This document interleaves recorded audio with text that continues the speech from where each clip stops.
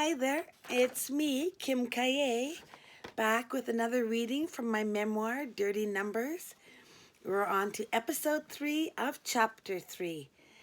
Now, like I warned you earlier, this is going to be the toughest chapter for me to read. Some nasty stuff is going down here. And what I open with here in this chapter, in this episode, I can remember this like it happened yesterday, though it happened 30 years ago.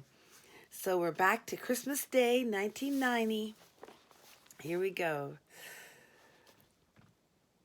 Hi, this is Vaughn Pembleton calling. I'm a regular caller. Hi, Vaughn, I said, already searching for his file. Do you have any preference? Just someone who can deal with my fantasy, he said without going into any detail. Do you know what I like? Yes, I said. We have it on file. What does it say? You're into S&M, I mumbled. Is that all it says? He queried. Well, really, it says extreme S&M, I confessed. I didn't add it further read. Do not pass them to Shauna, Cindy, Jennifer, Charlotte, Tiffany, and a few other girls who no longer work for the service. Maybe you could add I'm into extreme violence too, he suggested. All right, I said slowly. You'll have a call within 10 minutes. Excuse me, he quickly said before I could hang up. We can talk about anything on the call, right? Conversation is unrestricted. Okay, I just want to make sure I can talk about my fantasy, he warned. I don't want to talk to the girl for 5 minutes and have to cancel the call. I sighed. Well, what's your fantasy then? I huffed. Briefly, please. Okay, well, my fantasy is that I'm walking down a deserted road at nighttime, right? He explained. Somehow there's a girl lying in the ditch. Someone has already raped her and left her there. Maybe she could even be tied up. Anyhow, then I find her and I rape her another time. And then I find a big rock and I smash her head with it. Sir, I interrupted. I'm sorry, we don't do calls like that. I thought conversation was unrestricted. Yes, I replied, but there are a few restrictions. So you don't have anyone who can do a call like that? No, we don't, I said. I don't think I want to place a call then. Are you sure? I asked. Management recorded all these calls, and I wanted them to see that I'd made an effort. The rape stuff, well, I guess that's okay, but the bit with the rock, no, I'm afraid that's going a bit too far. I'd never underestimated a word, in this case, bit, so much in my life. Would you like to place an order? No, he said firmly. Cancel it. He hung up on me. I was left feeling a little shaken. Besides his fantasy being as sick as hell, it left me frightened. The phone was silent for a while, and instead of using this time to write to my mum, as I'd planned, I sat at the desk and dwelled on Vaughn's diseased mind. The worst of it was that I almost felt like I was the already ravaged girl lying in that ditch. I couldn't imagine the terror I would feel if a man happened along and decided to make things even worse. Vaughn started off with a fantasy that was already ugly and degrading, and he made it even more demeaning. He was a sadist to the nth degree. End of that fucking scene. The phone finally rang, and I grabbed it. Hi, can I help you? Who's on? Who's calling? I asked right back. This is Tony Waterhouse, he replied. I've used your service a few times. I found his name in my file cards, and my blood, which was already chilled, ran even colder in my veins. There was another string of "Don't give him twos" across the top of his card. I found your file, Tony, I said. Who do you wish to speak to? Who's working? I compared the names on his file against the girls on my schedule. There were so many I wasn't allowed to pass them to. It appeared I only had one girl working. I have Tiffany available right now, I suggested. Tiffany, he mused. I've talked to her before, haven't I? Yes, you have, I replied, glancing at his file. How old was she? 18. Every girl he spoke to was either 18 or 19 for him at some point. How young can she sound? He further asked. I hated that question. Legally, they had to be 18 to work. As to how young she sounded, I could, in my defense, just be passing along a trivial but truthful information about Tiffany's voice. I wasn't fooling myself, though. I knew this guy would either be a pedophile or into incest. I tried to get him interested without feeling too guilty myself. She can sound around maybe 16. She can't sound 11 or 12, can she? No, I almost shouted. That's too young. Well, have her call me anyway, he said, and ask her if she can sound around 14, if that's all right with you.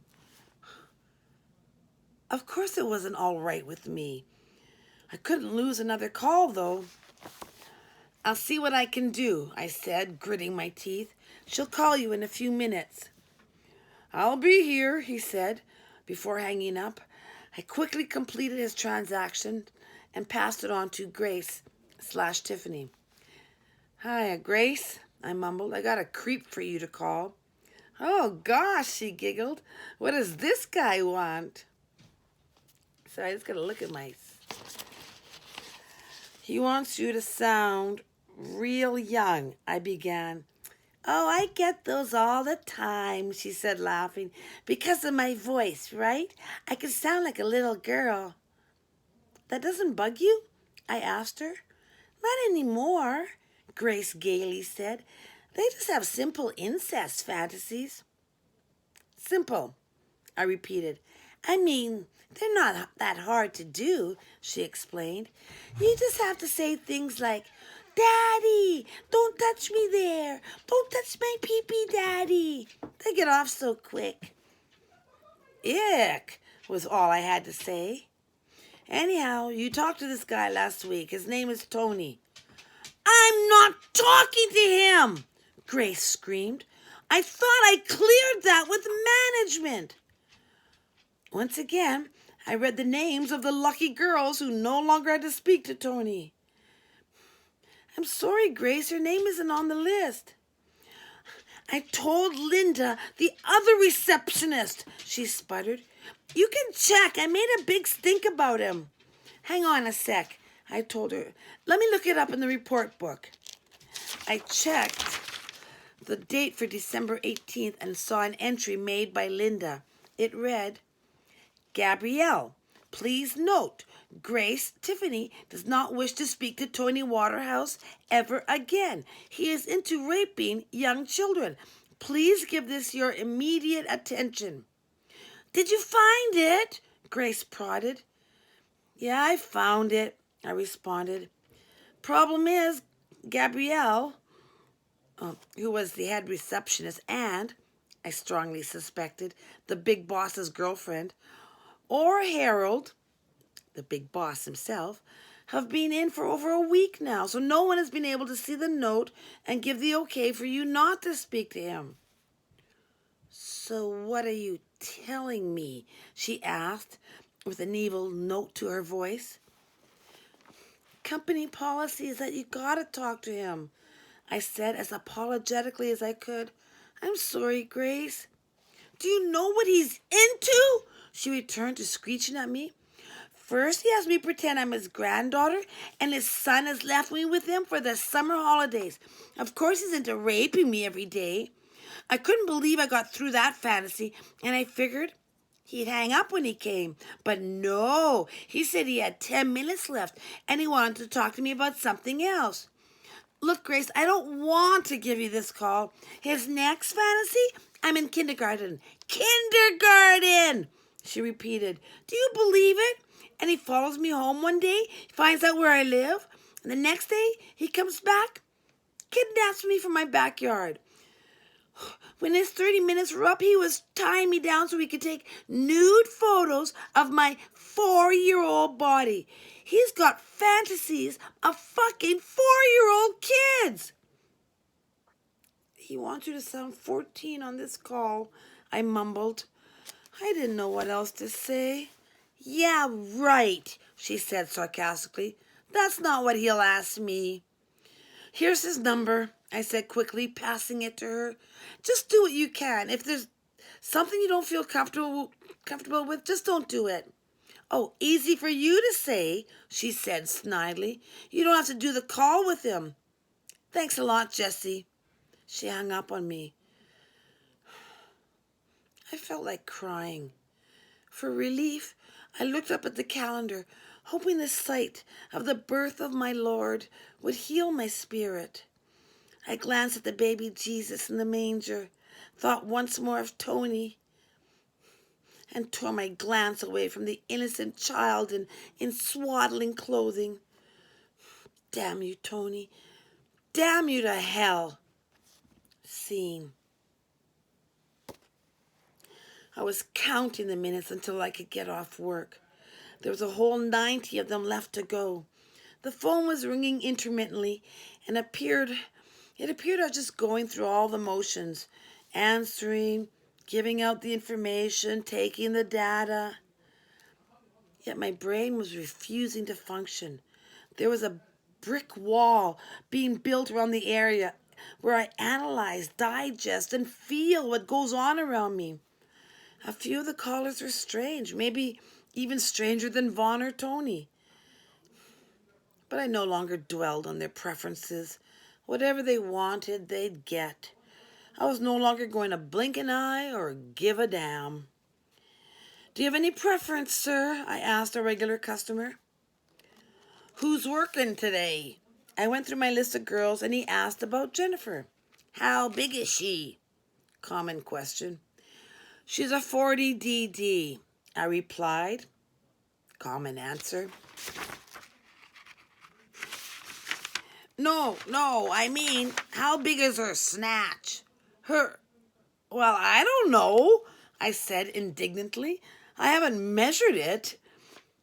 I had to watch my sarcastic remarks as the phone lines were taped, and I could get major shitola for pissing off a regular customer.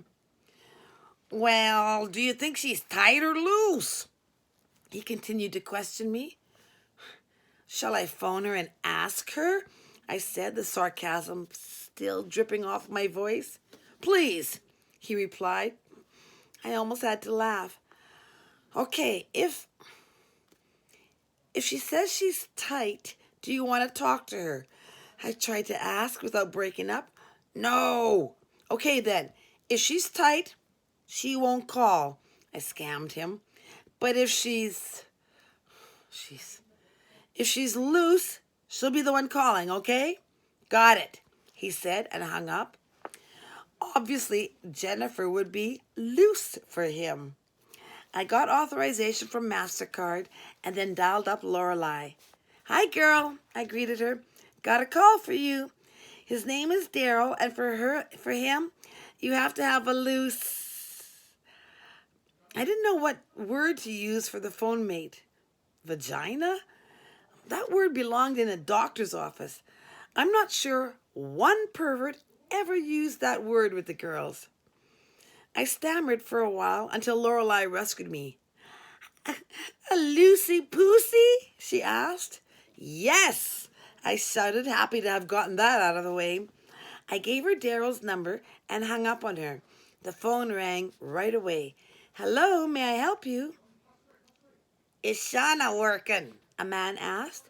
She is, I answered. Who's calling? Fitz Webster, he replied. Is she available immediately, or do I have to wait? She's available right now, I said. You'd have a call in just a couple of minutes. Do you know if she still has her butt plug? Without skipping a beat, I said, Excuse me one moment while I call and ask. I put him on hold and then, in a loud, booming voice, said, "Ha, ha, ha." If I wasn't already in such a demented mind frame, I might have queried him as to what a butt plug was. Instead, I didn't want to know. I just thought it was such a simple but hilarious phrase. I took Fitz off hold. "Hi, Fitz. I just talked to Shauna." "Oh, she still has it?" "Oh, yeah." "Do you want to call?" "Right away," he repeated. "I need to come real bad." "I'm sure you do." I played with him. "Bye now." His Visa number turned out fine, and I placed the call to Linda. "Hi, Linda. I have a request for you," I said. "Oh, good. More money," she sang. "I might get off my butt and hit some Boxing Day sales tomorrow." "Wish I could." I simpered a bit. "I have to work at 3. "So who's requesting me?" she asked. "Fitz," I told her, giving her the phone number. "And speaking of butt, he hopes you still have your butt plug." "You know what I use that for?" she asked. "Whoa, there goes the phones," I said. "Whoa! The whole board is lighting up. Gotta go." I just didn't want to know any more about this butt plug business. I was sure I wasn't getting too many requests for that type of contraption. The phone did ring, and I picked it up. "Hi, can I help you?" It was a new client, and I took his order. "And do you have any preference as to what type of lady calls you back?" "I'm into foot fetishes," he said quickly. "No problem," I answered. "You'll have a call shortly, and for your discretion, the charge will appear under a common company name on your credit card statement." "Whatever," he said, hanging up. I processed his order and then passed the call to Carla Lilly. "Hi, can you call up Lars?" I asked. "He's into foot fetishes." "Talk to you soon," Carla said. 5 minutes later, Carla called me back. "Hi, Jessie. For some reason, that call didn't work out." "Oh, shit, what happened?" I asked. I'd already entered his information onto the ledger and didn't feel like erasing anything. "Well, I thought I was doing all right," she said hesitantly. I started talking about my red toenail polish and my slim toes, and then he interrupts me and he asks me rudely, "What's this shit about your feet? Give me somebody else." And then he hung up on me. "Well, I gotta phone him and ask him what the problem was," I told her. "Sorry that the call didn't work out. I'll probably have to give it to someone else." "Well, if you can, find out what I did wrong," Carla asked. She was turning into a real professional. I called Lars back. "Hi, Lars. It's Fiona from the service. I understand that there was a problem with the call from Lily." "Yeah, she started talking real stupid," he snarled, "about her toes and stuff. Gross. Turned me right off." "Well, isn't that what you asked for?" I jogged his memory. "Don't you have a foot fetish?" "Food," he clarified. "Why, do you think I said foot?" Yeah, I did," I confessed. "My mistake. So you have a food fetish?" "Yeah, you know, hot dogs, hamburgers." I wanted to get off the phone and split a gut laughing. Before I did that, though, I couldn't resist. In a level voice, I told Lars, "All right, your order is coming right up, sir." Scene. And let's just see. I'm going to read you just a touch more and call that. Oh, it's this guy again. So here we go. "This is Willie Gilly calling back," the ominous voice said. "I'd like to speak to Charlotte again." "I'm glad you're pleased with her," I said convivially. If that's how you say that word. "I'm not. Yet," he corrected me. "But she's coming along." "You'll have a call in just a couple minutes, Willie," I said quickly. I had just an hour left to go. I wanted to do my job and not hear any more lurid details of what actually went on in the calls. "I have to talk to him again," Ernestine whined when I called her. It's a request, I encouraged her. Still, he's so hard to do, she groaned. He wanted me to be 6 years old and sucking a pig's tits. Oh, get out, I yelled. I try and give him what he wants, Ernestine admitted, but you can't figure him out. None of his fantasies ever seem sexual, at least not to me. Well, you get another half an hour to figure him out, I said. The other phone rang and I hung up on Ernestine. Hi, can I help you? I hoped I couldn't. It's Jerry Polito, a voice announced himself. He almost sounded like Ed McMahon. Hi, Jerry, I said calmly. Would you like to speak to a lady today? Jerry had joined the service about 4 or 5 months ago. He used the service a lot. He had a bad habit of calling when he was drunk, and today was one of those days. Who's working? He slurred. Just about all the girls, I told him. Do you have any particular favorite? I just love my lily cow, he cooed. 1 hour left to go. I was getting into a better mood. Maybe the Christmas spirit was coming back to me. Lily Cow will call you in just a few minutes. Merry Christmas, Jerry said in a sugary voice. You guys are the best. Thank you, Jerry, I warmly said. Merry Christmas to you, too. Okay, so I was wishing the bestiality maestro of all the... Let me read that sentence again. Okay, I was wishing the bestiality maestro all the best, but so what? It was Christmas. Hi, Lily Cow, I greeted Carla. Guess who wants to talk to you? Jerry Polito from Alberta, she guessed correctly. Sounds like he's had a few, I warned her. Haven't we all? She giggled. My friends all left for another party, damn it. I had to stay and work. You're almost done for the night, I replied, looking at the clock one more time. Not even an hour to go. Then it's bedtime for me, Carla yawned. The phone rang. Later, I said, signing off. I picked up the next call. Hi, can I help you? Hi, I'd like to place an order if I can, a hesitant caller said. I recognized his voice, but I couldn't place him. Have you used our service before?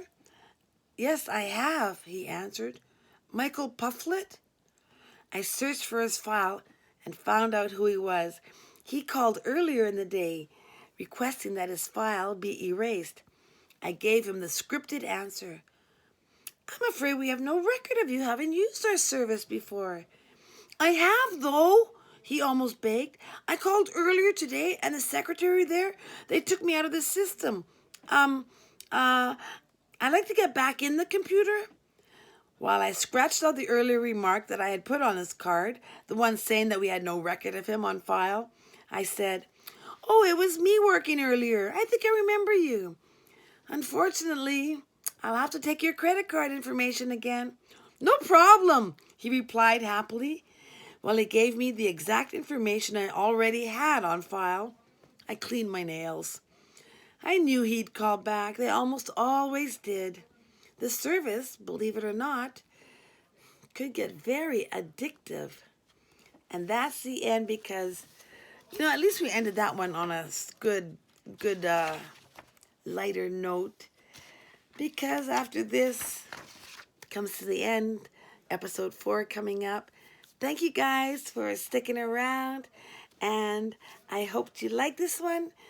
And you can subscribe, although I don't really know what that means. But thanks again. See you for the last episode coming up of Chapter 3.